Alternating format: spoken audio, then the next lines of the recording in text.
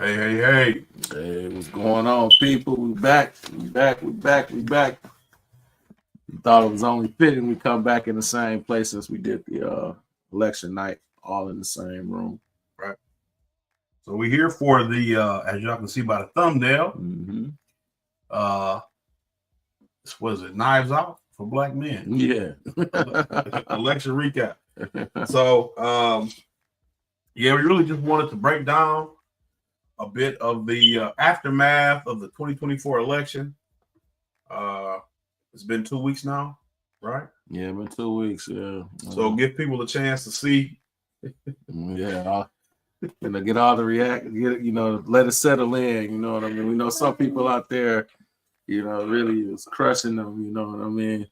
But we at least now we can kind of see a little bit of direction. We have some data in reference to what a second Trump administration is looking to shape up as.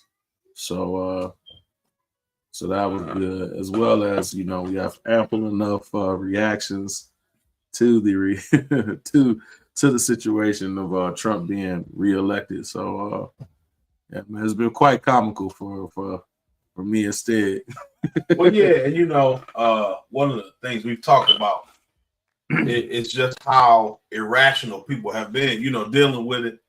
You look at the way people have handled the situation, and it's like, I don't know what kind of planet people have been living on, because I'm not saying that, it's sunshine and rainbows when Trump was president, but if you act like all of a sudden the world is ending when the last 4 years have been genocide, the economy's been bad, COVID, like mandatory vaccines. You look at it's different cities around the country, right, have been overrun by immigrants, illegal immigrants, and the way that's impact workers and the ability for American citizens to find jobs, right, and have a stable labor market here for U.S. citizens. I mean, it hasn't been good, right. And so I think I won't say an unintended benefit, but I'll say just a benefit in my eyes is that more people are actively engaged in the political process with Trump being in office, right, than they have been the last 4 years, and you can see that even again, right. The way people have acted, because they all said, "Oh, this is lesser of two evil. We vote for lesser of two evil." Right. But you don't cry like that if you really believe that the person you voted for was evil too. You see what I'm saying? Right. You're crying because Trump won because you believe the person that you were selecting was good. Right. Not because you believe they were a better evil. Right. And so, because like in our situation, right? Me and Stead neither voted for either of the two parties, and I mean, I don't think we were under any illusion that Jill Stein was going to be elected president. We knew what the numbers were. We know the country really hasn't moved in that direction to really substantially make the Green Party an alternative as far as like people voting for them. At least there was a chance, but they did underperform compared to the expectations, especially with the current climate. I was anticipating, I was hoping that due to all of the voters' apathy towards both parties, or I won't say necessarily apathy, but but to a certain point it was, because a lot of people sat home. Like they said, it was like less than 13 million people didn't show up collectively, or what have you. I was listening to a show the other day on Created Equal, which is a show that's I think Stephen Henderson, guy that used to be over the Free Press and editor over the Free Press, Detroit Today, Detroit Black Journal, or what have you. He's a prominent guy here in the U.S. But anyways, I mean in the Detroit area, metropolitan area, and he had people come on discussing, and in fact, we might, I would like to kind of cover a couple of things that they went over in their analysis of the election. So the thing that they were stating was that Michigan actually increased its overall voter turnout, but Detroit only came out at 47%. So the rest of the state increased voter. You had more votes than more people voted in this election in Michigan than they did the previous one. Mm-hmm. So it was like 71% of the electorate. But Detroit came in at 47%, whereas the election prior 2020 was like 51%. So that goes to show, you know what I mean? Goes Detroit, so goes Detroit, so goes the state, or voter turnout is low in Detroit. That that counterbalance to the other counties, the more rural, more conservative counties, and I don't necessarily rural. You got Macomb, right? That's always a Dixiecrat, Ronald Reagan Democrat / Republican, Macomb County or whatever. But it wasn't, what I'm saying, because Detroit didn't come out in effective. In fact, and also Dearborn as well. They lost a lot of votes to Trump in Dearborn. In fact, Trump won Dearborn, I want to say, if I'm correct with that. But the turnout for the Greens, though, I believe Jill Stein came in third in Dearborn. So it was Trump, Kamala, Jill Stein. Well, I was listening to, as far as the actual votes, I was listening to Savvy Saps, and I think she was saying that Jill Stein was the number 2 in Dearborn. It might have been Michigan. It might have been Michigan overall. Couldn't have been. But I think it might have been Dearborn. 44,000 votes. Then it might have been Dearborn then. Well, we could pull it up, because what she was saying was that for a lot of Muslim and Arab voters, they still voted for Trump first. Trump was he won Dearborn. And maybe Kamala was number 2. Maybe I'm misremembering. Well, you said we'll pull it up. We'll pull it up. But I understand that Kamala was number 2. Jill Stein, she only got like 8,000 something. Yeah, and so I think, like what you were saying, I expected a little bit more. Me too. In the ways of voter apathy, because I just don't understand how people can continue to what essentially amounts to ping ponging between two different, essentially, when I say different, it's nominally different, ideologies, every 4 years.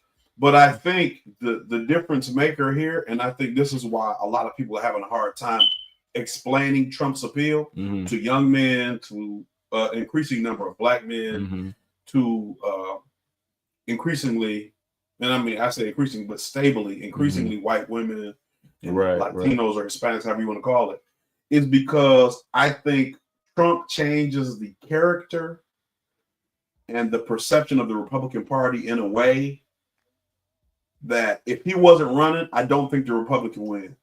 You know what I'm saying? Now, J.D. Vance, depending on what happens with how he runs and whoever else follows Trump, the next 4 years after a second Trump term, because he's been successful. So you've seen that Trumpism, for because I think like you had Reaganism, you had Clintonism or whatever. Right now we've got to I think you got to firmly accept that Trumpism is a thing. Yeah, it is. So his effect on the party, his impact on the Republican Party, I think is going to be long-term and substantial for generations.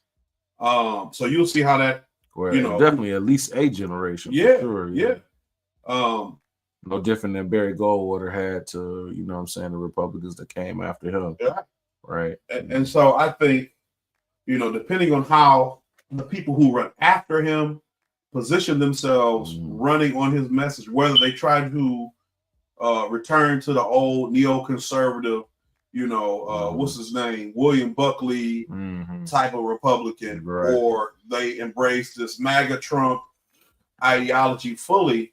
I think that that'll determine whether or not you see Republicans have success in the ways that they have managed to build success going forward. Because I can tell you sincerely, I think, if Jeb Bush was the Republican nominee, he wouldn't have won. Nope. Yeah. You know what I'm saying? He's established. He's they consider quote unquote establishment Republicans or what have you, right?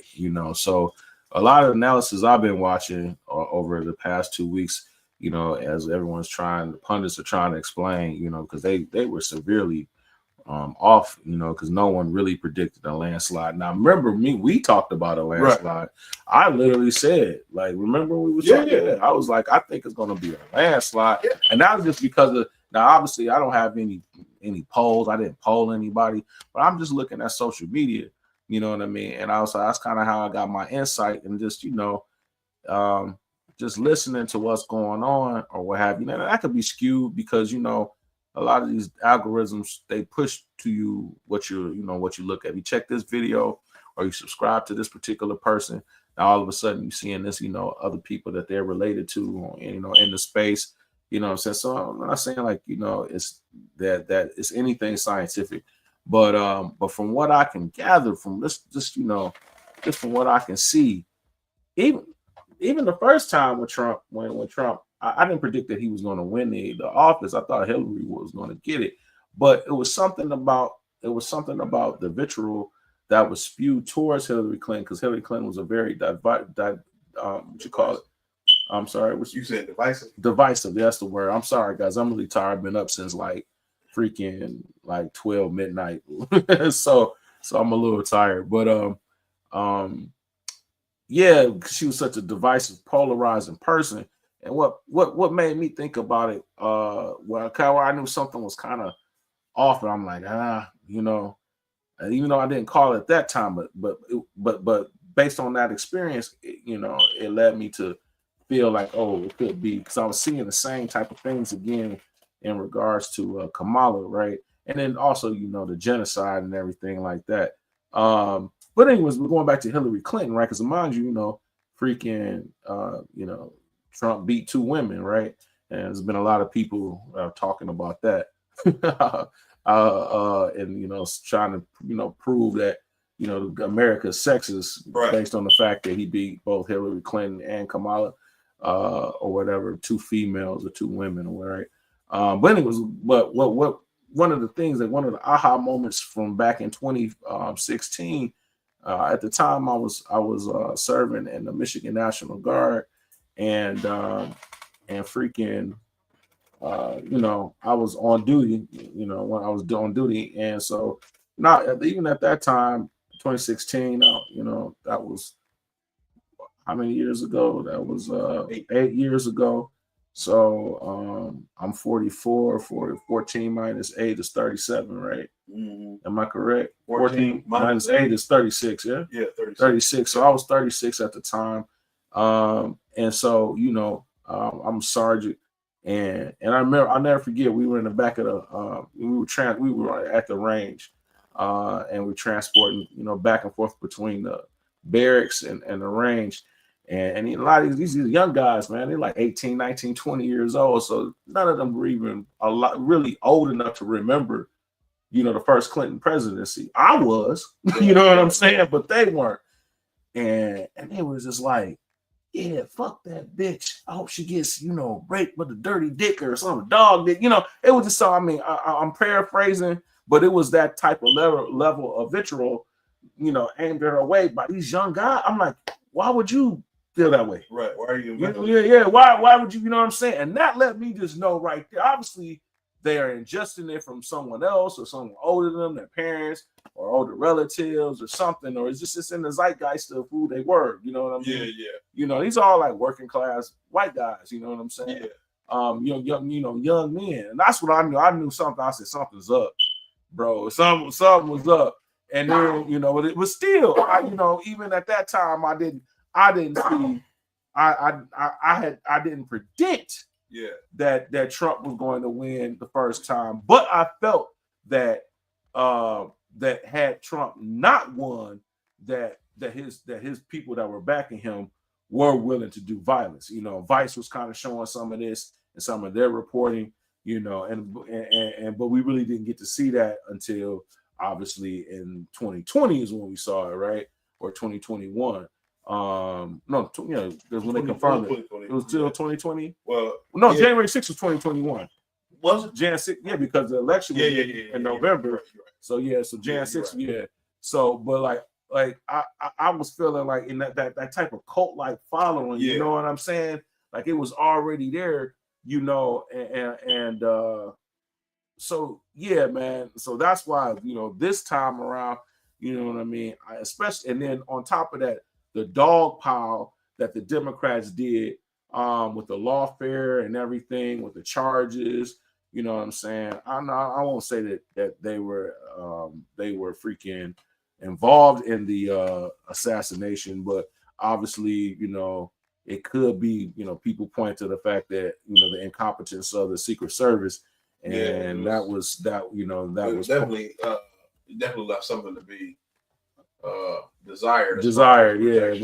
Reference to that. But just the media bias, flat out bias, you know what I'm saying, against Trump, and was just like way overboard, more than what it had to me. Like, Trump is a lot of things you can criticize him with. You just don't have to go extra. Yeah. You know what I'm saying? The Hitler shit, you know what I mean? Is he a demagogue? Yes. But is he Hitler? You know what I mean? The whole, democracy and the threat, blah, blah, blah, and all of that. You've heard people say, oh, we're going to put black people back in chains. And it's just like, what are you, honestly, and I feel like a lot of this, like, it boils down to the Democratic Party's inability to actually hit him on the issue because they're guilty of committing the same crime. Right, exactly. Like since you brought it up, like I knew he was going to beat Hillary Clinton. Kind of for some of the same reasons you brought up, but I was heavily invested in Bernie Sanders. Yeah. You know what I mean? Like heavily invested in Bernie Sanders' success. And so when I saw the Democratic Party really cheat him the way they did for Hillary Clinton and the way the Bernie people responded, I knew there were enough Bernie people who would not be willing to vote for her. Right. To give her the support she would like. Because I remember in 08 with Obama, like it was quite a bit of venom between Obama and Clinton supporters. And like I tell people, because remember Hillary didn't win Michigan in the primary in 2016. And they didn't really have a gauge of her popularity here because in 08, when Kerry and Obama ran against her, Jennifer Granholm had the primary in Michigan moved up and they weren't on the primary ballot. So she won all the delegates here because she was the only one on the ballot. So the DNC eventually tossed Michigan off because she got all the delegates kind of unfairly. Right. So when it boiled down to it, she didn't really have a measure of her popularity in this state, which is a swing state, it's a pivotal state, even though, I think they said Michigan had only voted for a Republican before Trump was Reagan. We didn't vote for Bush. Right. Any of the Bushes. Right. So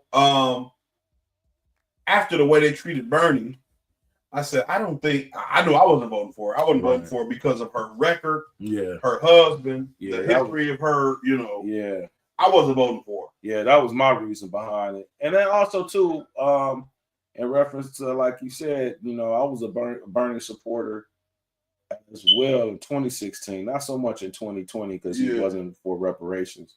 Yeah. But 2016 for sure. But I'm not a registered Democrat, so I couldn't vote in the primary. But yeah, I definitely supported what he was talking about as far as, Medicare for all, getting rid of student debt, the fact that he's a socialist or whatever, that's more lenient, that's more towards my political affiliation and identity, or what have you. So, that doesn't scare me. Right. When somebody says, socialist or what have you. That's not a bad word in my opinion. But, so yeah, I see what you're saying. Like the coalition had been broken, you know what I mean? Yeah. And like 90,000 people, she lost Michigan by 10,000 votes, and 90,000 people showed up and they didn't vote for the president, you know what I mean? Yeah. Or they voted for Jill Stein, you know what I'm saying? Or they voted third party, or they just skipped the presidency. They voted down ballot, right? And that was the margin that she could have, obviously easily. That's about over 80,000,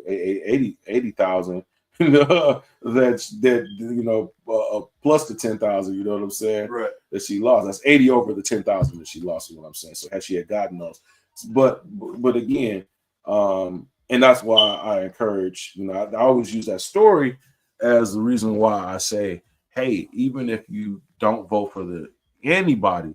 Vote down ballot, because that's a measure of the fact that, hey, you went to go show up, you know what I mean, and you chose not to vote for the presidency or whatever federal election, and you just decided to do local measures or whatever, that shows that you're not empathetic to the process that you want. You know what I mean? And it was a protest vote, and that needs to be recorded. That has to be quantified, because right after that, after 2016, that's in the 2020 election.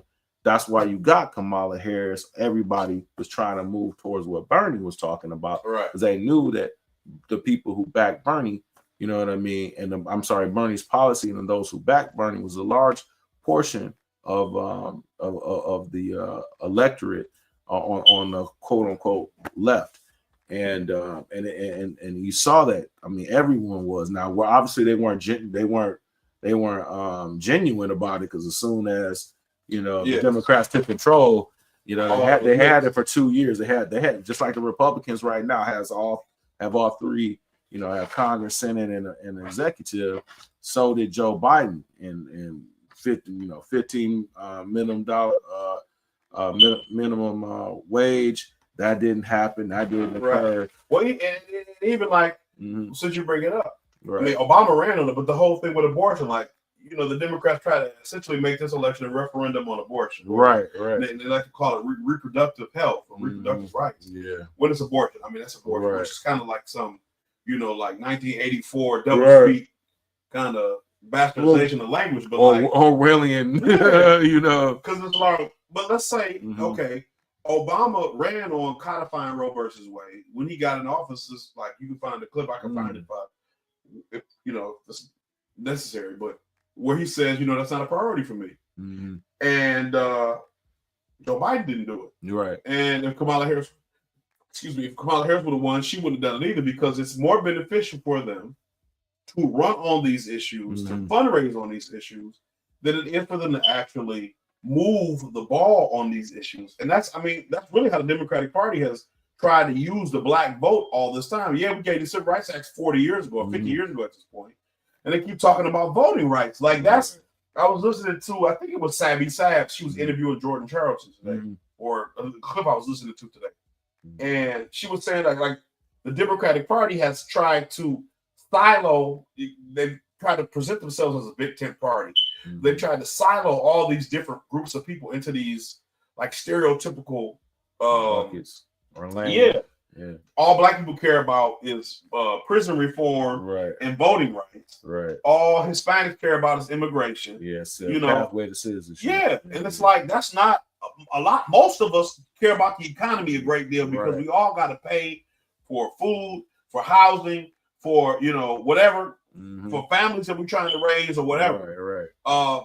As you can see from white women, they don't care about abortion. Now, I think one of the big issues that they overlooked was because so many states were able to make amendments to either state constitutions or ballot measures on abortion in 2022. Yeah, abortion is available in most states. In states where you want it. If you live in a state that has abortion, you live there. If you don't, you can move. And it's, that might sound callous, but that's the same thing they told people with COVID. Yeah. If you live in a state where they mandate vaccines, move. Hey, and to me, abortion is no more constitutional. 60 years ago, voting rights. 60 years. You're right. 60 years ago now, because 64. So yeah, 60 years ago. Yeah, 60 years ago. Right. So, like, to me, going to even to your larger point. You know what I mean? Whether it should be a states' rights issue or a states' issue, because the reality is that abortion, the Constitution does not give a right for abortion. No more does it give a right. You have a right constitutionally to drive. That's not a constitutional right, because it's not in there. You know what I'm saying? Right. So it's not part of the amendments that the legal determining for the right of privacy and things of that nature, is not explicitly stating that abortion is something that should be governed at the federal level. And like you said, when that's what they mean when we say that the Democrats had the chance to codify it, meaning that they could have made it something that was part, or they could have passed legislation. I don't know necessarily it would have to be constitutional, but they could have created legislation to where that particular procedure was federally it becomes a federal issue versus a state by state issue. I'm pretty sure they probably would have to use the Commerce Clause in the Constitution that gives the feds the ability to make something federal, right? But go ahead, man. Well, see, and I think the big issue with that, like you said, with the right to privacy or whatever, because they didn't use the 4th Amendment, they used the 14th Amendment, 14th, right? Yeah. It was a mix of the 14th and the 4th Amendment. The legal justification for abortion or what have you. But I feel like if we're going to use the right to privacy to allow for a medical procedure, I'm totally fine with that. But then we need to use that more broadly for drug use. You probably have to legalize prostitution. Right. You probably have to legalize like people having like Jack Kevorkian with that medically assisted suicide. Exactly. Like you'd have to. There's a lot more stuff you'd have to. That you can lump into wear seatbelts, right? That could be lumped into like saying that that is constitutional or not constitutional to have these restrictions, or these laws be in existence, right? That like you were saying. So, but yeah, I mean that's kind of digging into the weeds. Well, yeah, kind of what we're talking about, but and to go into that tangent. But at the end of the day, and if we have a chance, if you don't mind, just go to go to WDET.org.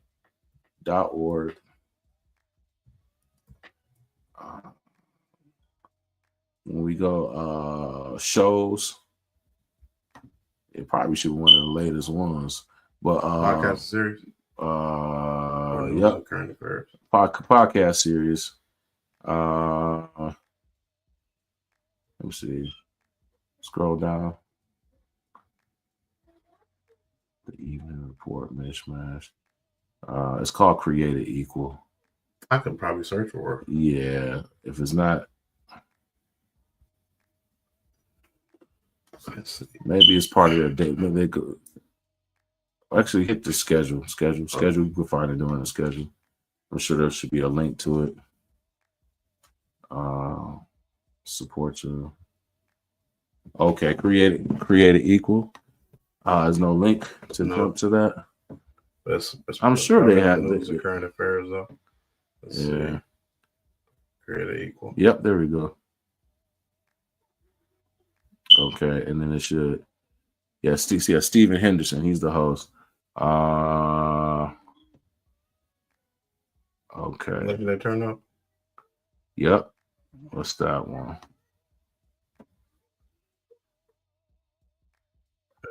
Here, I'll share the screen.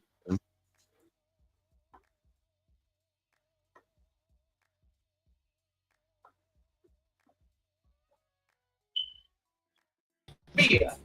I mean, really, no fear. This is Created Equal from WDET in Detroit. I'm Stephen Henderson, and with me in the studio is our producer, Kerry Jr. II. Hello. Hey, Steven, Kerry. how you doing? Good. How are you? I'm well. So Kerry, I have a question for you. Okay. Yeah. So we'll get to I guess I need to figure out at what point is they're talking about what I want to hear about. But yeah, like they brought in a guy. I guess he's a local expert or I don't think he's a politician, but he's definitely in the political space, right? And his main point was like, yo, man, he was like the abortion thing, was really aimed at white women, you know what I mean? And it just, like we were just saying, economics was the main priority. And he made a point to saying like, people knew what Trump was offering, whereas people were kind of confused at what Harris was offering. She had a campaign ad, and I wish I could find it. Yeah. She had a campaign ad where it was saying, like, it was her ad. Mm-hmm. I don't know if it was an AIPAC ad or what. Right. But it was saying, like, you don't know where she stands on this. You don't know where she stands on this. Mm-hmm. It has been hard to know where Kamala Harris stands on a lot of issues, but there's one thing you know where she stands on, and that's Israel. And it was straight up. That was her ad. I'm sitting like, that's a weird. Like that's a weird ad, support ad. Right. Like, you don't know where I stand on stuff, but you know where I stand on Israel. Like, you're running for the president of the United States. That would be you would think it would be an attack ad. Yeah. Negative ad.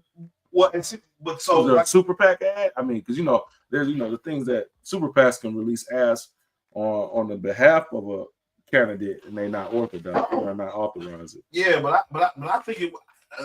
I can't remember because I've tried to look for it. Like I saw it like 2 or 3 times on YouTube. It was on YouTube. And I'm like, let me see this because I'm like, this sounds so bad. Like, what is this? So I listened to it.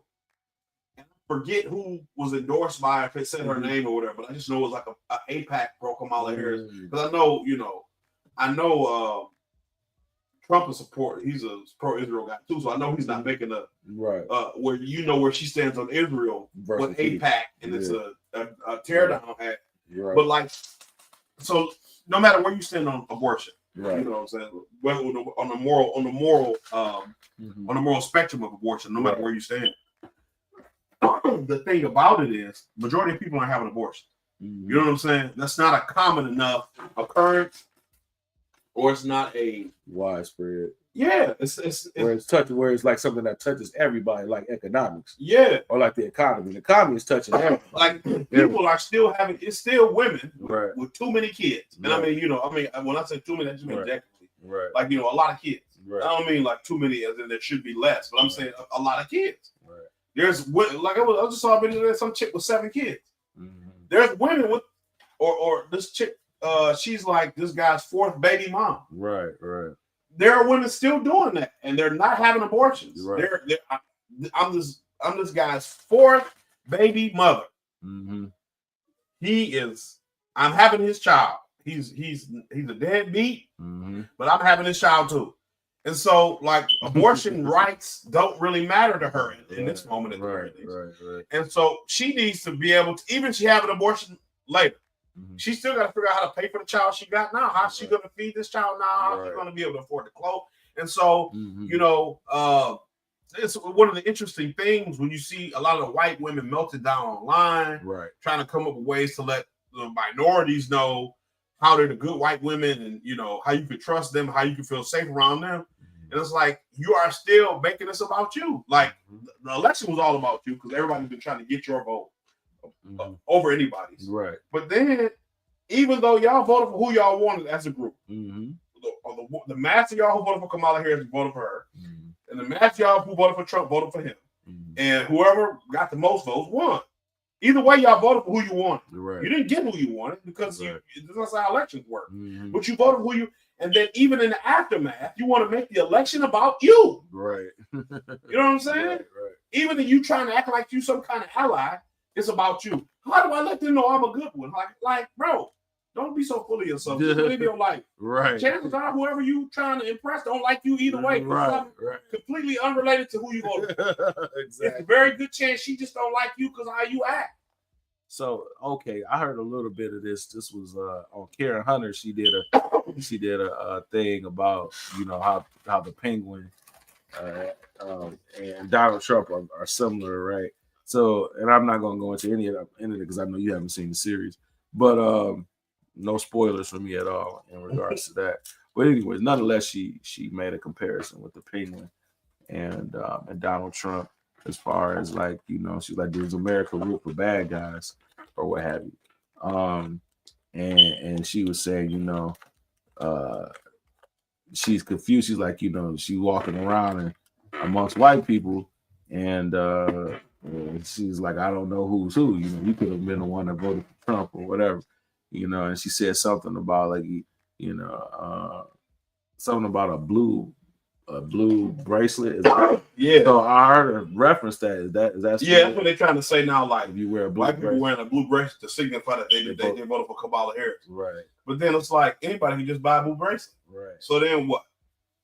You know what I'm saying? Like, to me, you have to deal. It's crazy and cliche as this might sound. You got to just learn to deal with people where they are, man. Yeah. You got to either trust people or not. Right. You know what I'm saying? Yeah. Either keep people at arm's length or embrace people. No matter what color they are, no matter, what ideology they have, because ultimately everybody could be lying to you anyway. Right. Right. You know what I'm saying? Because even if a white person voted for Trump and there was a coworker that you spend a lot of time with, ate lunch with, whatever, Mm-hmm. what makes them all of a sudden bad? Right. You know what I'm saying? What changes them so much now that they voted for Trump, that they were such a bad person all of a sudden, that they wasn't the same person 2 weeks ago? Mm-hmm. When you was eating lunch with them, hanging out with them, and chilling with them. So that's what I'm saying. Like, but it's these kind of black people who trivialize the whole situation for the most part. And we have talked about this on this show extensively. I don't care how you feel about me personally or any of that. If I can afford to take care of my family, if I can afford to live in a safe neighborhood, you know, none of that stuff, man. James Baldwin talked about it, Martin Luther King talked about it, Malcolm X talked about it. We're not asking for anybody to like you. Mm-hmm. We just want to be treated equally with respect. Mm-hmm. Right? You know, we talk about reparations on this show. Mm-hmm. That's a cornerstone of our ideology on this channel is reparations. Right. And you know, this is this misconception that reparations is some kind of handout or some kind of, you know, like begging or whatever. But that's not what it is. Right. You know what I'm saying? And so all that other stuff, if I'm taking care of, my family's taken care of, you don't have to talk to me. You don't have to like me. We don't have to be friends. We don't have to be close. Right. None of that's relevant. It's just like a weird, you know, like you see Sonny on The View having like meltdowns where like somebody would say, it almost seems like she's trying to get fired. She's so off the wall. Mm-hmm. How she's acting after this election. Right. And so, you know, I watch a lot of like entertainment news on YouTube. And so you see a lot of like Hollywood is kind of dialing it back now with a lot of the stuff that we're doing. And I think the big thing that really is throwing people off is not even that Trump won, because he did win in 2016. Mm-hmm. But I think the big seismic thing about it all is popular that he vote. Won. He won the popular vote. Well, yes, but he won after 4 years of being out of office. I think he's the first one since Grover Cleveland. To like to skip a not to have consecutive terms in office, right? You know what I mean? And then too, after everything that they threw at him, and then he won the popular vote, and it's all. I mean, they're definitely scared. You know what I'm saying? At the bare minimum. Because he has all forms of control of government, where the Republicans have legislative, judicial, executive, and with that comes a lot of leeway and power. And like they say, he's the first Republican to win the popular vote since George Bush when he was against John Kerry. But like, I was listening to Chapo Trap House, and I remember this. John Kerry dropped out before they finished counting all the votes in Ohio. So like they said on Chapo Trap House, on this show, we believe John Kerry won Ohio. He won the popular vote. And that was like, if you remember that dude who got tased at the University of Florida, that don't tase me, bro. Yeah, I remember that. He got tased asking John Kerry about that. That's the question he asked. Right. He was like, Senator, isn't it true? Like Dave Chappelle does a joke about it. He was like, isn't it true that you won the popular vote in Ohio and you dropped out before? Like they was talking about do a recount because they said Kerry, because Ohio gave Bush the White House. Right. And they were saying, because Michigan didn't vote for Bush. Michigan, Wisconsin, Pennsylvania all went to John Kerry. Right. You know what I'm saying? I think Bush got Florida. Yeah. But like Ohio was the deciding state, if I'm not mistaken. Right. And John Kerry conceded. But they was both in the same fraternity, Skull and Bones at Yale. Right. And so he said, isn't it true that you won Ohio, but you, and like John Kerry, Dave Chappelle says John Kerry like tugged his ear and then he got tased. He was, don't tase me, bro. So before he could finish asking the question. Well, that's the situation. So Donald Trump potentially is the first Republican in 40 years to win the popular vote. Right. I mean, I say potentially, but conspiracy brother. In 40 years. Right. He's the first one in 40 years to win a popular vote. Right. And like you said, he's got the House and the Senate and the courts. Right. So, I mean, this is something I wanted. I really, this kind of been eating away at me. So you have that poster. What's his name? Alan Lichtman. Have you seen any of his where he was talking about the 13 keys while Kamala Harris is going to win? Oh yeah. So I think he misread his own keys. That's why the result was didn't turn out the way. So originally he said the Democrats was going to lose. Right. When Joe Biden first dropped out, he said the Democrats was going to lose. Then he did some stuff to finagle his keys. I don't know if he got a call or what. Right. Because the media really has seemed to be manipulating public perception is what they've been trying to do. Right. So he was saying, "Oh, Kamala Harris is going to win now, whatever." Right. And there's a video of him. You can see him real time saying that Kamala Harris was losing. He kind of was like, "Oh, I'm not going to be doing any interviews. I got to understand what happened. I got to go back to the drawing board." Because he was looking at historical data. He claimed he predicted like 40 races or something. So the thing about it that I looked at, about all these different pollsters, like that one lady who said Trump was going to lose. Kamala Harris was going to win Iowa about 3%. Yeah. The thing that I think happens to these people, like even Nate Silver, I think Nate Silver predict every state like 100%. In 2012 or something, that's where his claim to fame was. Yeah, maybe so. I don't know. He predicted like every state in 2012. What happens with these people is before they get big, before they get whatever their blow up moment, they're just regular people, and they go around and they work around or they live around regular people. They interact with regular people, and they have the same kind of regular people insight that me or you have. Right. Because you go to a regular grocery store, you have regular neighbors, you live in a regular neighborhood. But then they get successful, they predict an election, or they have a couple successful predictions because of their polling or whatever. Right. And you get a decent job. Maybe MSNBC or CNN invite you on their show, or the New York Times has you some polls, or the Democratic Party. And then you move. Right? You got more money. Right. You get a different crowd. And so then your perception changes because all the people you're around now think how you think. Right. They're educated, liberal-minded, heavily liberal invested type of people.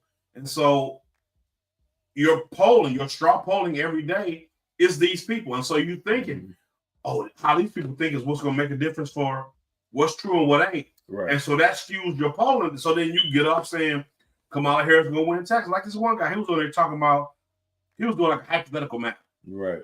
He was like, yeah, I got Kamala Harris winning all these swing states. And I don't know for the life of me, I don't understand why they consider Georgia a swing state. Like it's like they're trying to cast a spell or something by repeating it over and over because Georgia's not a swing state. Georgia's a red state. It went blue for whatever reason in 2020. And when I say for whatever, my temple of Koofy right here. Right. You thinking this right. So it went blue for whatever reason in 2020. For the same reason that Kamala Harris lost 10 million votes from 2020 Joe Biden's numbers to now. Right. But when you look at the he was saying like, yeah, I gotta win all the swing states. So all of them plus Georgia. So North Carolina, Virginia, Michigan, Pennsylvania, Wisconsin, Nevada, I think Arizona. And then he was like, I gotta win in Florida. And I can make Texas blue, but I'm not. I'll just leave it. It was like, bro, what are you smoking, bro? Right. Texas is not going to be a different. I mean, maybe one day.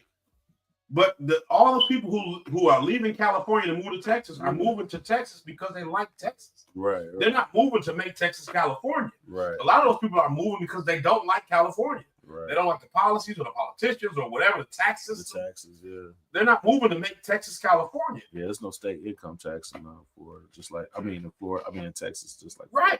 And that's the thing I was thinking about. Florida used to be a swing state. Used to be. It used to really be like, oh yeah, Bush won Florida, but Obama won Florida, Clinton won Florida. Yeah. Like it really did used to change. It's pretty steady red now. Yep. It's a pretty stably red state now. Yeah. Instead, man, I'm gonna have to head on out, bro. Okay. I know you probably continue on with the breakdown, but as you can very well see, man, It's all good. I'm crumbling fast, man. But it's been a pleasure talking to you guys. I'll probably listen in on the way out, man. Yeah. No doubt. Okay. So peace of reparations, everybody. Oh yeah, peace of reparations. So as I'm saying, when you get down to it, and let's see, I'll see if I can locate. I'll see if I can locate the YouTube video. I might not be able to. It's like a pre-election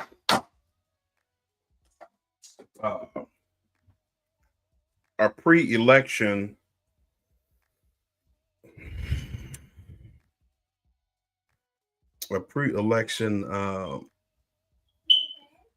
what do you call it? A pre-election video. But maybe I won't, because it's a lot to sift through. And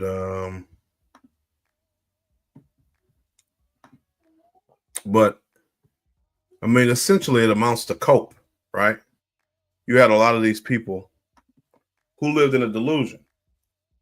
Let's see. I'll look at the exit polls right quick.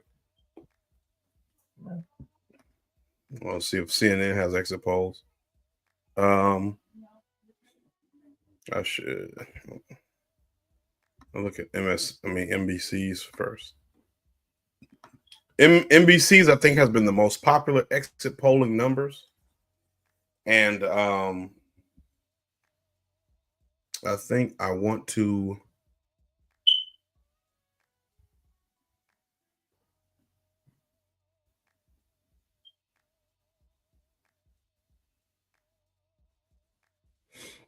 I'm going to share the exit polls from MSNBC just because, pardon me for my noise, I got to put my pop screen on. But I think when we look at some of the more popular exit poll numbers that we've seen online, I think I keep saying MSNBC. NBC's exit polls have been the most popular. So I'll just go with theirs for that reason. So here we go. So of the men, 42% voted for Democrats, 55% voted for Republicans. Of the women, 53% voted for Democrats and 45% voted for Republicans. So this is the thing I don't get, right? And you can say, hey, you know, because this has been basically the situation is white women voted for Trump. And I mean, I'm not going to say that's not true, but what I will say is the majority of women still voted for Kamala Harris. The majority of men voted for Trump. No matter what that skew is, the majority of women still voted for Kamala Harris. The majority of men still voted for Donald Trump. The difference is that the majority of men, a higher proportion of the majority of men voted for Kamala Harris than the proportion of women that voted for, a higher proportion of men voted for Trump than the proportion that voted for women. 55% of men voted for Trump, 42% of women voted for Kamala Harris. However, women made up 53% of the voters and men made up 47%. So you still have more women voting. Let's see. Are you white? So 71% of voters were white. 57% of white people voted for Trump. Are you black? 11% of voters are black. 12% of voters are Latino. 46% of Hispanics voted for Trump. 13% of blacks voted for Trump. So, I mean, you have black people voting about 13% less than not 13% less, about 3% less than our population, our general population. White people are overrepresented by about 10%. Looks like Hispanics are underrepresented by about 4%. And Asians may be overrepresented by about 2%. Or do Asians make up about, I guess they make up about 2 to 3% of the population. I don't know what other would be considered in this. I don't get it, but other voted more for Trump. Asians lean more toward Harris, but they also lean more other.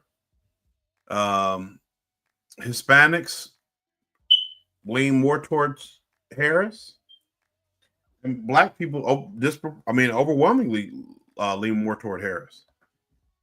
But if the white people are 71% of the voters, 57% of white people, and then the same stat again, if you're white, but now this says other is 2%, so I guess it breaks it down a little better. American Indians voted for Trump. So that's funny because I'm reminded of that Paul Mooney joke where he was talking about how Trump was saying to Indians about the Indian casinos and how that was unfair or whatever. But anyway, includes American Indians. So white people voted, as we saw, 57% of white people voted for Trump, 33% of non-white people, if you lump them all together.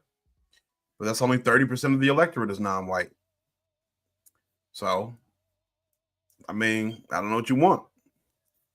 White men made up 34% of the electorate. 60% of them voted for Trump. And white women, 37% of the electorate. So the greatest proportion of the electorate, 53% voted for Trump. So still less than white men. But the largest group, the second largest group, Latino men voted for Trump at 55%. Latino women at 38%. All other races, 46%. Black women at 7%. Black men now at 21%. I don't necessarily want that number to be higher. I would like that gray to be larger, but it is what it is. I'd like that blue number to be smaller. I'll say that. Age group. Trump won 45 to 64. They were within a point of each other in the 30 to 44 range. Harris won 18 to 29, but only 14% of the electorate. And they were in a dead heat, 65 and over, just 28% of the electorate. So Trump won majority of the electorate at 35% of the 45 to 64. But if you split up to 45 plus, Trump won the majority of that. So let's see. And so I think it's interesting. Age by race. Trump won. He got the least amount of support from black people 65 and up. He got 5% of black voters 65 and up. He got most support, 15% from 30 to 44, 45 to 64, and 18 to 29. He got 15% black support. And I mean, when you look at our numbers, we have and this is why this is kind of sad. We have a higher or a greater tendency. Let me fix my camera. We have a greater tendency to be loyal to the Democratic Party than any other group of voters. And we also tend to be the most ignored. And so, you know, one, I mean, I don't co-sign genocide. So, you know, we have never advised anyone to vote for the Democratic Party. But on the face of this, where, you know, we make these votes, we pledge our votes to these people, and we still don't get any anything for it. I mean, you know, it would be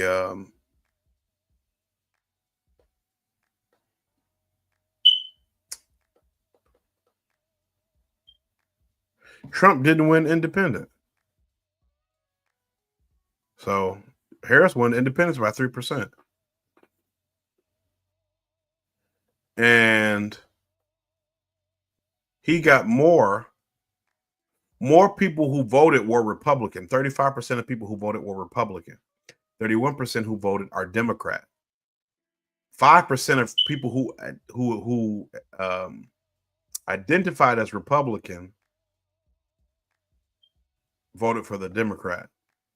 4% of people who identify as Democrat voted for Republican. But Republicans, people who identify as Republicans, make up a larger portion. And he also did not win the independents.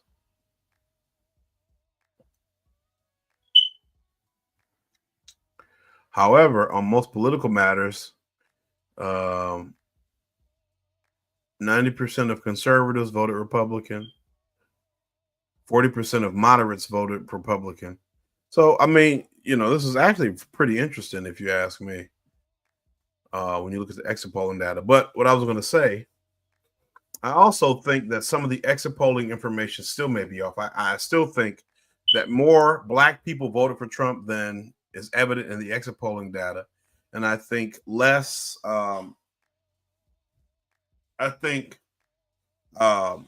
some of that may be evidenced in the ways that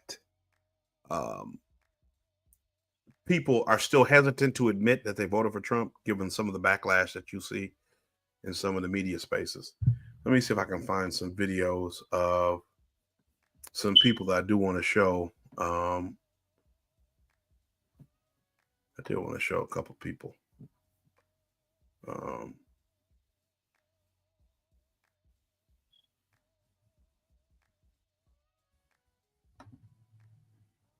Because I think this is good. It will break up the monotony a bit. But let me make sure my sound is our good. neon sign. Elon motherfucking Musk.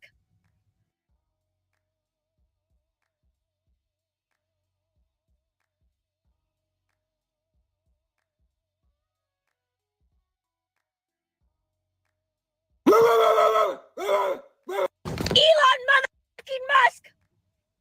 I just paid an Etsy witch $7.99 to make your life a living hell. Brace yourself.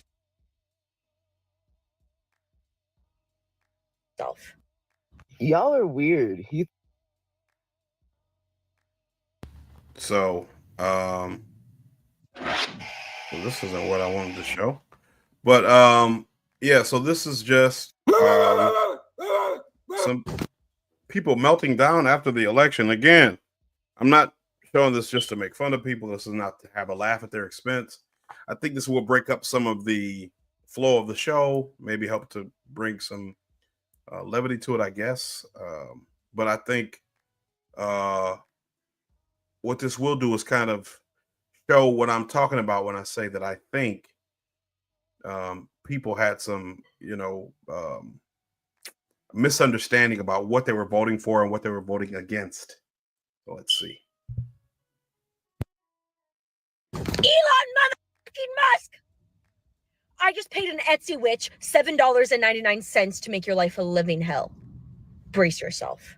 Y'all are weird. You think I would trust a man enough after everything I've been through to get me pregnant? Bitch, I kill you in your sleep. I kill you in your sleep. In fact, the minute I find out I'm pregnant, I'm going to kill you in your sleep, and then I'm going to go get an abortion. 2 people will be dead.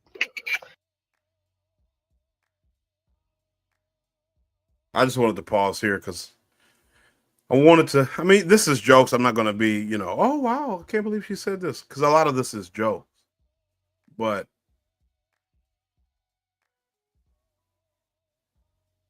this has always been an option for people as an alternative to pregnancy or abortion. It's just to not have sex. And, you know, as much as this may sound like, what do you call it? Puritanism or whatever.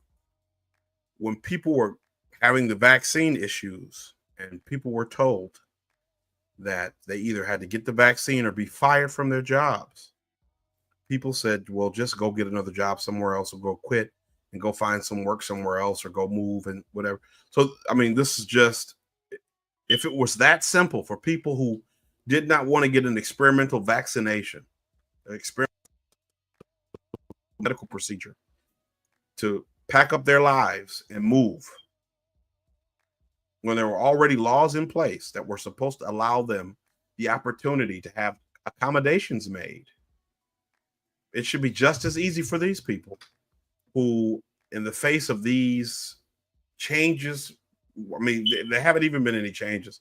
Really, this is all just imagined because there have been no changes, at least not yet. But, you know, it should be just as easy for these people who have imagined these changes to pack up and move to a state like Michigan or some of the others that have abortion rights or abortion laws on the books that will accommodate their lifestyles or their decisions. If a man talks to me when I'm walking down the street, I'm going to lose my shit on them. Men are going to live in fear. Oh, women are so sensitive. Women are so sensitive. Why don't you smile? Why don't you fuck me? Die! May he do everything he promised you he would.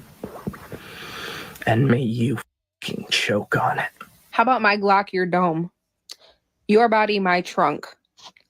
Your body in the motherfucking lake. Your body in a body bag. I will perform a late-term abortion on your ass. I will do what your mother should have done 20 some odd years ago.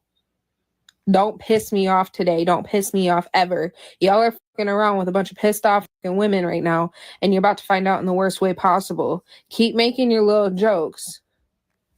Because if y'all want to be funny, we're about to be hilarious. Will never sleep with a man who voted for Donald Trump. The vote for him is a vote against my rights as a woman to protect myself and make decisions about my body. As we talked about earlier, I mean, you know, the majority of these issues, as you can see, are being vocalized by white women. You still see some black women who have kind of acted in ways that I think are completely irresponsible for an adult, irrespective of whether you're black or white. But I just think you're, you know, irresponsible if you're an adult. And I think it really it requires us as a group of people, as a group of, you know, society, to kind of look and be really introspective about it all. How can you behave this way? Like, how many just in all honesty, how many abortions are you having that it is that much of a priority for you over? I mean, and I'm not even saying by any stretch that Trump is better on genocide.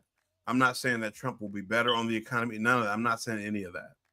But you're not in the streets about it now. The president we have now, Joe Biden, who is still president, who has still been president, who was president all while Kamala Harris was running for president the last 100 and such days or 80 some days, still has power to enact some type of change, positive change, to end the genocide in Israel, to end the war in Russia, or at least to stop funding both. To, I mean, use those monies, redirect those monies to improve the lives of American people in this country, right? we could be pushing for a comprehensive reparations program for descendants of freedmen in this country. He could be blasting advertisements or spending that money to fund educational programs to talk about reparations in this country. But they are not doing that, right? As we have seen with the migrant situation. And you know, this has kind of been, in a lot of these discussions, I've kind of been a man on an island. But I am against immigration, not immigrants, right? But immigration, because I understand that in general, it has been used as a tool to destabilize the working class in this country. I don't have an issue with immigrant people, right? I don't have an issue with people trying to come to America for a better life. The issue is that this country uses immigration as a way to cannibalize its citizens, and it pits us against another group of more desperate people. That is why this country empire builds. That is why this country invades and destroys other countries all around the world. That is why we go to South America and we kill presidents and we destabilize those countries. And you know, I was watching a video on Heartland's Media with Kit. I forget his last name. Such with a B. But they were talking to, it was an interview somebody was giving an AOC. And he was talking about how, was it AOC or was it, maybe it was the Duran, and they were talking about Marco Rubio because he's been rumored to be the new Secretary of State in the Trump administration, which I think is a horrible pick. I think, you know, obviously you have to wait and see what happens, but at the very least, it's not a good sign. But, you know, he was saying that they were going to Venezuela or telling Venezuelans, you know, to come to America or whatever. One of the two of them, either, I believe it was Marco Rubio, now that I'm kind of remembering what I was watching, telling Venezuelans to come to America, right? And so you destabilize countries like Venezuela. You call them communist or socialist, if they are, and then you bring their citizens up here, which includes their gang members, you know, or whatever. And then the quality of life for American citizens goes down.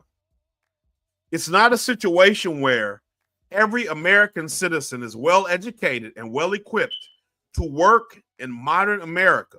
It is well paid, that the American family is well taken care of to the sufficient level required to succeed in the modern world. And there is a surplus of labor. And so then you must import workers. It is a situation that you have a surplus of so-called low-skill work that you don't want to pay livable wages to the American standard. And so you want to import people from other countries who are desperate, sufficiently desperate enough to do the job for whatever meager wages or benefits they'll be provided from American corporations. And so that's my beef with the immigration process, legal or illegal, because the immigrant is used as a pawn. Their quality of life only improves insofar as they are able to survive the crippling exploitation that is occurring in the transaction. And when I say survive, I mean not asking for raises, finding a way to manage to survive in some of these cities like San Francisco or San Jose, California, or New York, where the rents, the mortgages, the cost of living is extremely high, extremely difficult. And you still have to live here and navigate a family here and whatever, as a first generation or new immigrant. Right? Countries aren't supposed to operate that way. But given the system that we live in, where the financial exploitation is paramount, capitalism, That's what happens. Right. And I'm not trying to preach to you about any specific financial situation. But what you have to understand, and this is something even Trump has acknowledged, J.D. Vance has acknowledged this. If you're a Trump supporter, I was a Bernie guy. Brother Gerard was a Bernie guy. So, I mean, any other Bernie supporters who watch this show, this is not lost on you. But, I mean, the way this country operates at this point is a rigged game. They just had, I believe it was in Forbes, the median age or the average age of home, it was the average, not the median. The average age for a first-time homeowner or a home buyer in America today is 52 years old. Let me see if I can find it.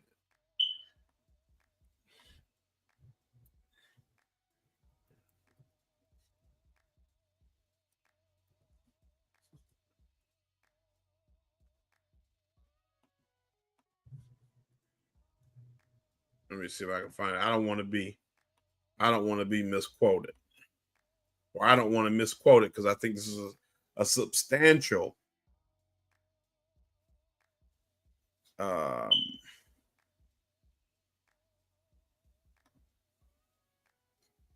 think this is a substantial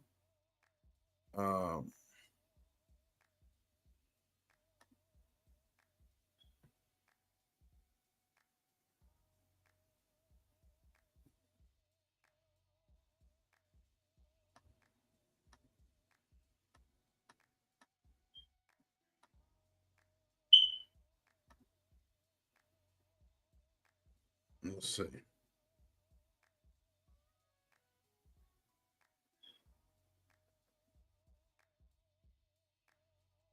So here we go. This is from Fast Company.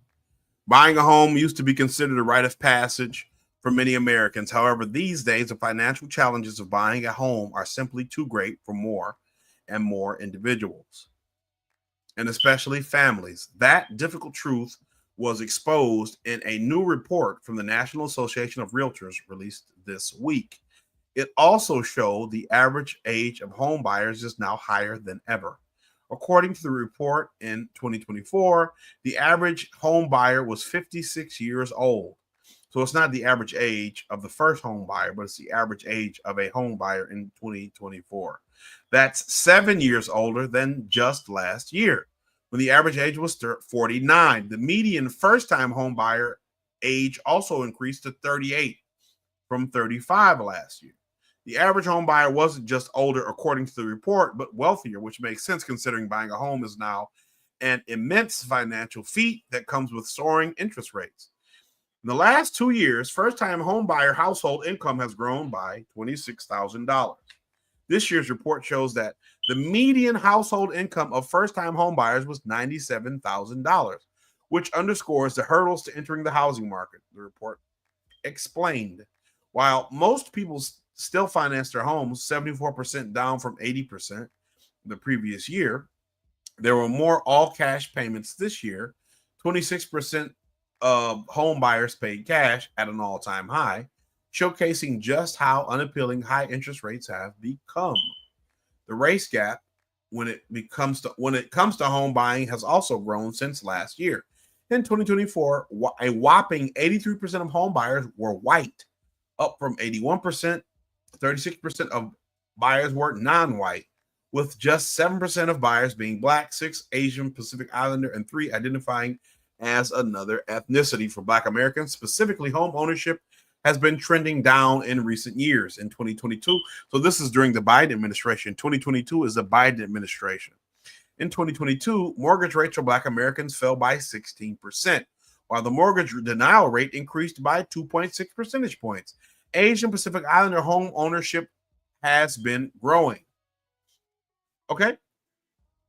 So, again, all those people that I showed you who are watching, who are screaming about abortion, who are screaming about women's rights, you can't buy a home. These people live with their parents or they live in apartments. Years ago, parents and grandparents could afford to buy a home in their 20s, in their early 20s. You could afford to buy a home. You had a decent interest rate, and you could afford to buy a home. And now you are more upset about abortion rights than you are about the fact that you cannot afford to live in the country of your birth. And this is the game I'm talking about. So it's a rigged game. Bernie Sanders talked about that a lot. And Trump talks about that a lot. J.D. Vance talks about that a lot. So this is something that, you know, is pretty universally accepted as a commonly understood problem. Now, they have differing views about how this should be addressed, but this is a common issue. And it's important to understand the reason the Democratic Party has tried to emphasize abortion rights, and they have not emphasized Black homeownership rates decreasing or any of these other negative metrics, home ownership rates in general for young people, right? Says another group who have struggled to buy homes this year, people with children. 73% of recent buyers did not have a child under the age of 18 in their homes, the highest rate on record. That statistic drives home just how modern expenses have altered the way families live. From groceries to childcare, families are strapped, immensely stressed, and home buying seems out of the realm of possibility for many. We've talked about this, you know, a lot. BlackRock, Blackstone, those investment companies, Vanguard, they're I always forget which one it is, BlackRock or Blackstone, but they're the largest owner of single family homes in this country. So they buy up all the single family homes and then they rent them out, and you can't ever afford to buy a house. They're paying for these houses in cash. BlackRock or Blackstone has if I'm not mistaken, they have a $10 trillion valued portfolio. So they can buy these homes in cash, and you'll never have the opportunity to buy a home in this country. I was watching something on More Perfect Union where they're talking about more and more auto manufacturers are switching to a subscription model for their vehicles. So what is happening with cars is that, let's see if I can find that. What's happening with cars is, so Tesla already does this, and that's why I think Tesla is a scam. If you own a Tesla, I think it's a scam. But what happens when you purchase things on a Tesla, like, you know, you get a car, it's fully loaded, you know, and they have the driving assist and all this other stuff. You don't get to keep it. You know, the autonomous driving features or whatever. You pay to get that unlocked, right? And after you pay to get that unlocked, you don't get to keep it unlocked if you sell the car. If you sell the car, the person you sell the car to has to pay to unlock it so they can use that feature that you've already paid to unlock. But here I found it's a YouTube short. So let me make sure that the sound works, and then I'll pull it up.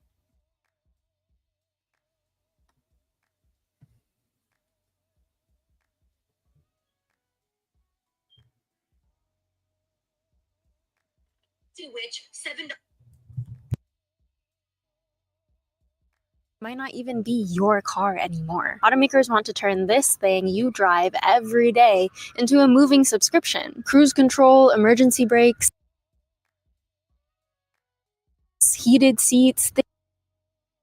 So let me see if I can try to rewind it, and then I'll just give you so it says subscriptions are ruining our lives. Automakers want to trap you in debt. When Trump said this, Soon, your car might not even be your car anymore. Automakers want to turn this thing you drive every day into a moving subscription. Cruise control, emergency brakes, heated seats, things already in your car, now all blocked by a paywall. And although this started with luxury makers, we're anticipating it to spread across the entire auto industry as corporations are rushing to tap into what's estimated to become a $200 billion market. What this really means is that car companies are finding new ways to keep people in perpetual debt. It's already incredibly hard to afford a car in the first place. It costs around $47,000 for a new one, and people spend on average over $700 a month to pay it off. We already underestimate how much we pay in monthly subscriptions, so this could become another burden on top of what's already the third largest form of debt in America.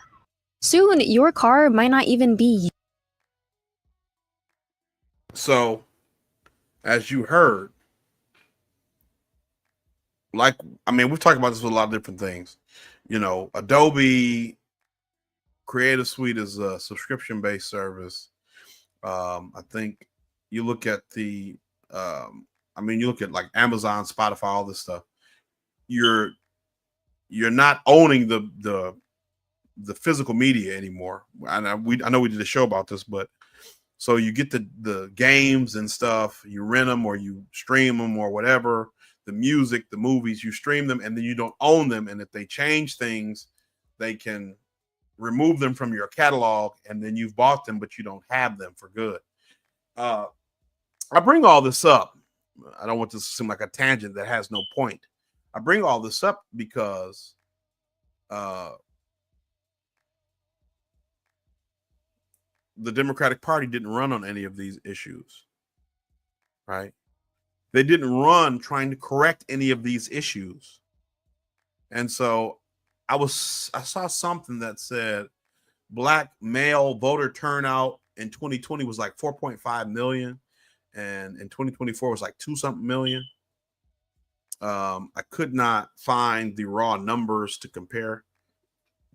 So,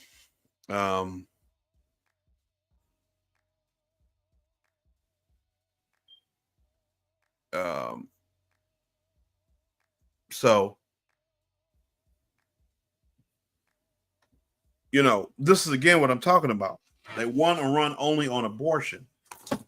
And, you know, the reason the show is called Knives Out for Black Men, election recap, I don't think I'm going to look for it, but you find videos of black women specifically talking about how, you know, they're done with black men. They can no longer trust black men because black men voted for Donald Trump. And like I showed, black men voted for the Democratic Party at 21%. 77% voted for the Democratic Party. Black women voted for the Democratic Party at 90-something%. 91, I believe it was.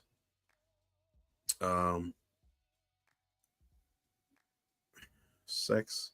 Yes. Black women, 91%. Black men, 77%. And, you know, you have, again, white women, 53%. Latino men, 55%. Latino women, 38%. Voted for Republicans. All other races, 46%. But you want to shame black men for either voting for Republicans or deciding to stay home and not vote at all. And, you know, that's unacceptable, number one, because people are allowed to vote how they feel. They're allowed to vote their conscience. They're allowed to not vote at all if they so choose. But it's really interesting that you've had people, especially the Democrats, because they're the ones who are upset about this loss. Republicans obviously aren't upset about a loss. They didn't lose. But you have seen them,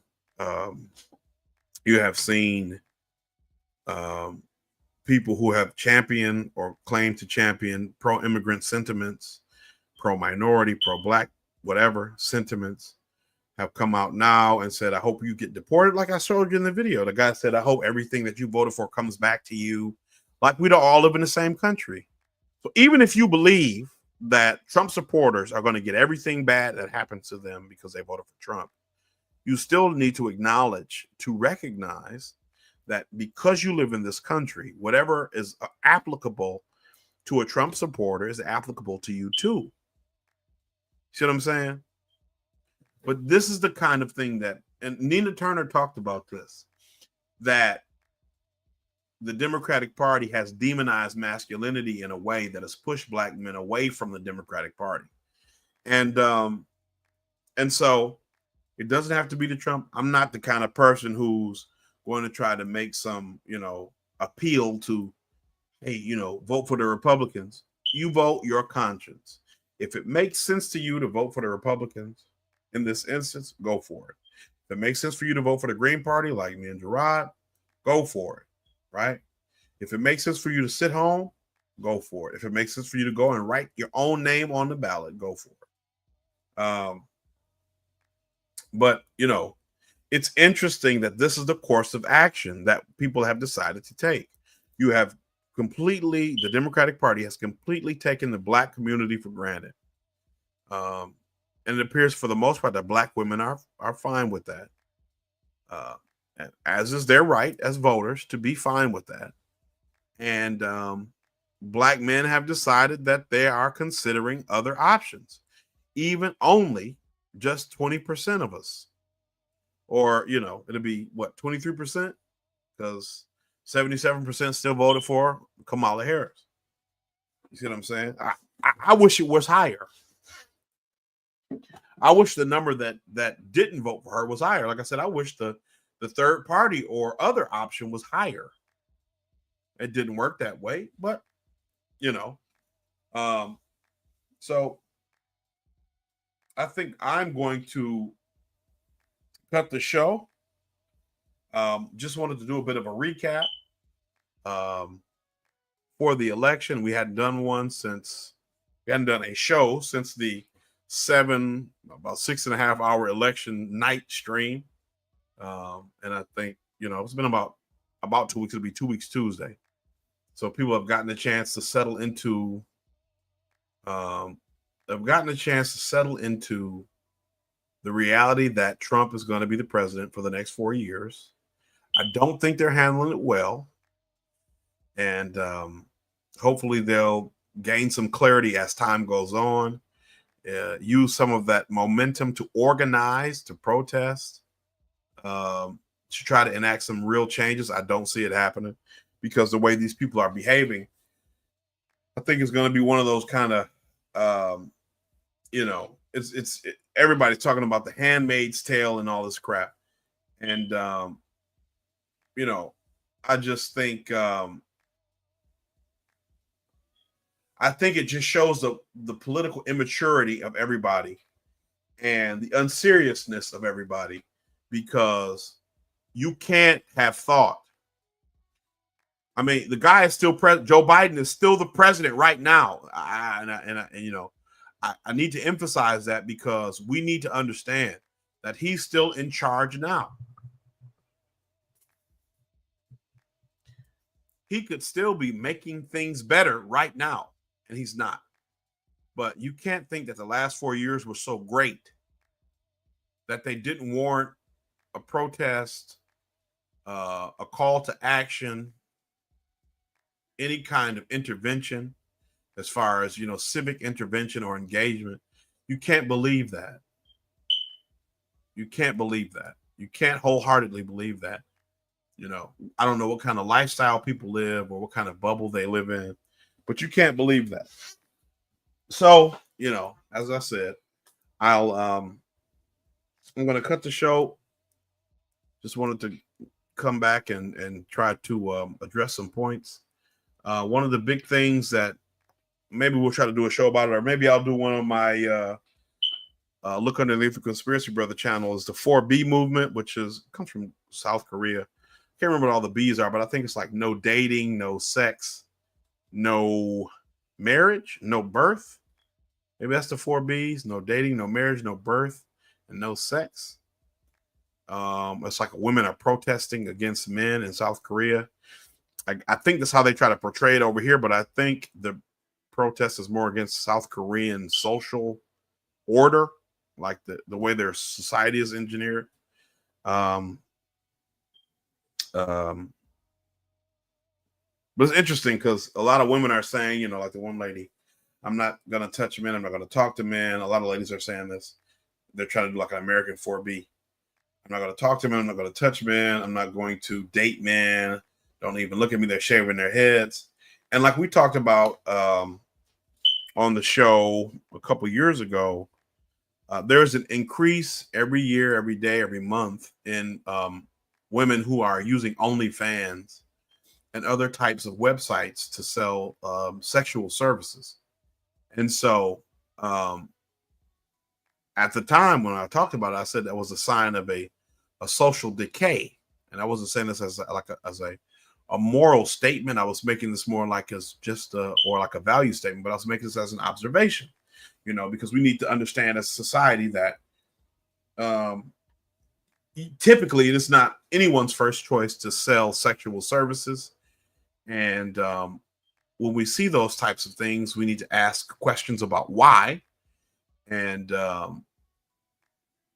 so, you know, because we don't typically see that kind of thing happening and we see an increase, there must be some kind of, you know, some kind of external forces at work that are causing this increase. And typically it's economic.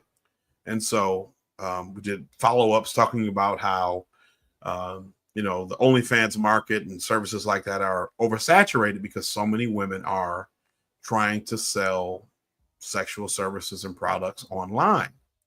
And so I would like to know for so many of the young women who are doing this, how does the 4B movement fit into that equation?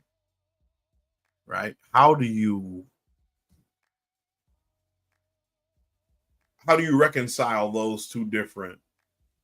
And again, you know, we're not protesting the fact that you've given, like, you know, you can look on our channel. We've done the Black in Ukraine episode. Then we did the Ukraine Revisited Part 1 and Part 2, which I did to give quite a bit of information about the situation in Ukraine. Let me drop this down. But you know, I think it would be important. It's important for us to understand that there is not a political solution to the problem that we're in.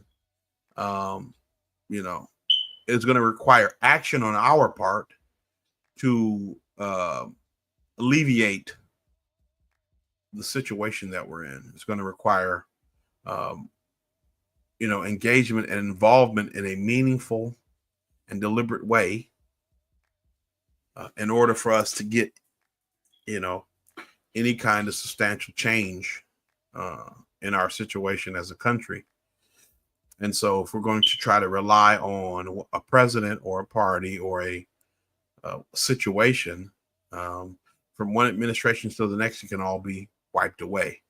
So, you know, we need to be fighting and advocating for something more substantial and something more concrete that cannot be, with the stroke of a pen, overturned as swiftly and as quickly as we have seen some things in the past.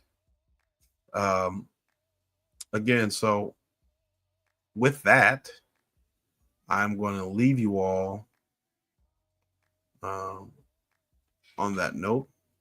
Appreciate you spending time with me on behalf of Brother Gerard, Brother Darvell, Brother Ernest, with the Freedman Collective.